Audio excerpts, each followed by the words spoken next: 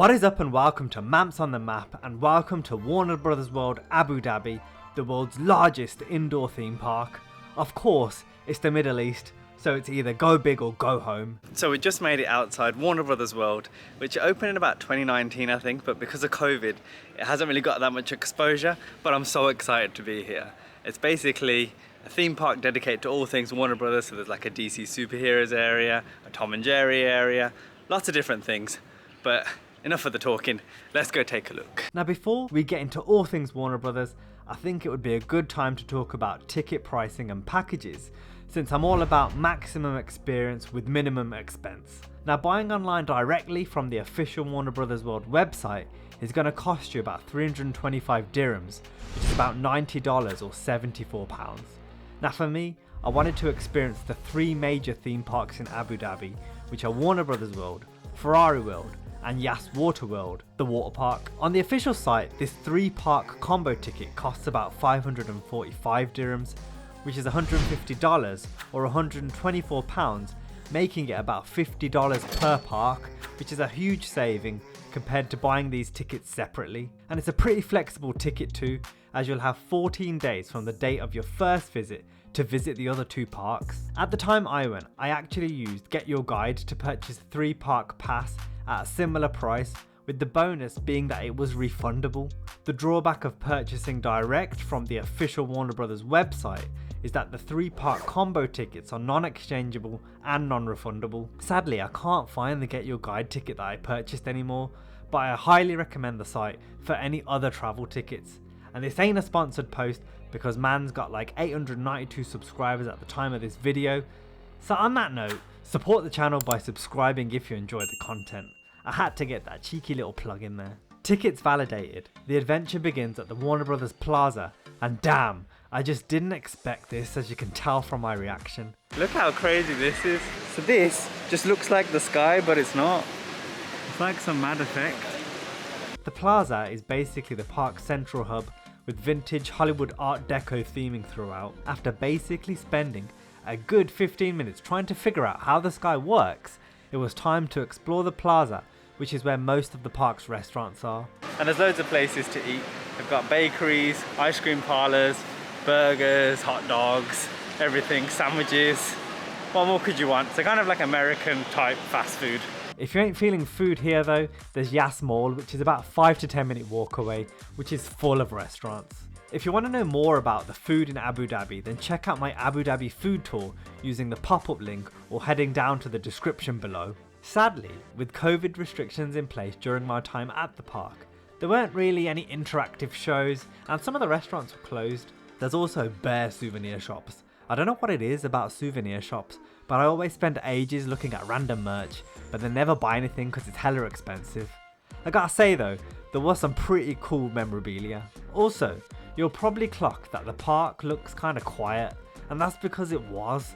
There was hardly anyone there, which meant we basically had the whole park to ourselves, meaning no queues. I think it's because we went off peak in May, so generally across all of our time in Abu Dhabi, it wasn't busy at all. Warner Bros. World is split into 5 different lands, so let's head to Bedrock, home of the Flintstones.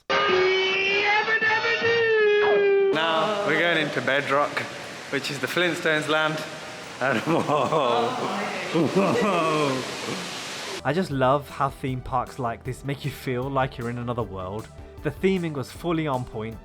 The main ride here is the Flintstone Bedrock River Adventure, and warning, you may get wet, so my advice, do this last, because on leaving the park, that Abu Dhabi heat will completely dry you out, so you're not walking through the park soggy and wet. A short walk later, you end up at Dynamite Gulch, a Looney Tunes themed land with both kids and adults rides. The standout ride in this section has to be the Fast and Furious, which is a huge indoor roller coaster and was so much fun that we went on it twice. Oh, and there's also a Yosemite Sam themed gift shop, and you know how I feel about gift shops. I probably spent longer in here than I should have, but it's peak gift shop vibes, man. You can't beat a good gift shop. So I think the way that this works is that you start in one place and you automatically go to the next area, and that will just keep happening as you go through.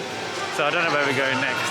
One of the beauties about this place is we never really researched the rides or anything, so every ride's a surprise.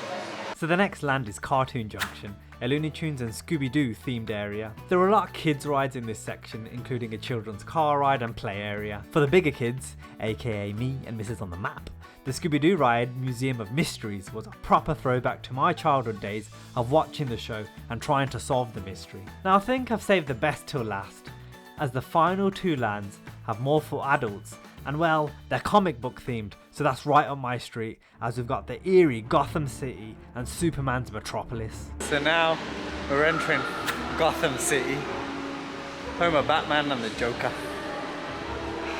Whoa, whoa. Look at this. Is that where he works? It's like his dad's company. Yeah. His dad's company, you know. Mrs. on the Map with that comic book knowledge. This place was amazing. It was dark and creepy, just how Gotham City should be. Heading into Wayne Tower is the first thrill ride of the land, called Batman Night Flight, and this for real, it's a spectacle to be experienced. It'll have you feeling like the Dark Knight, soaring through Gotham, and it's as immersive as it gets to make you truly feel like the Bat. Adrenaline at a high, you then end up at the crime-ridden side of Gotham with attractions such as the literal jaw-dropping Joker's Funhouse, which will have you walking through a maze of mirrors and obstacles. One of the most unique rides though has to be the Riddler Revolution, which is unlike anything I've ever seen. You're seated in a motorbike position on a spinning circular platform which hurtles you up and down, back and forth, all while being dazzled by a sea of neon lights and smoke. Sensory overload, but in a let's go again kind of way. And finally, we've made it to Metropolis, home of the Daily Planet, Superman, and the Hall of Justice, where gold statues of the Justice League protect the land. As for the rides in this area, one of the most mind-blowing was the Green Lantern Galactic Odyssey, a 4D flying experience that was just out of this world. So that concludes an amazing day at Warner Brothers World in Abu Dhabi.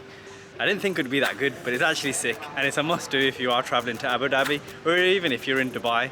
Dubai is about 1.5 hours from Abu Dhabi. It's definitely worth checking out. If you enjoyed the video, then leave a like. Otherwise, leave a comment if you got any questions. Until next time, peace.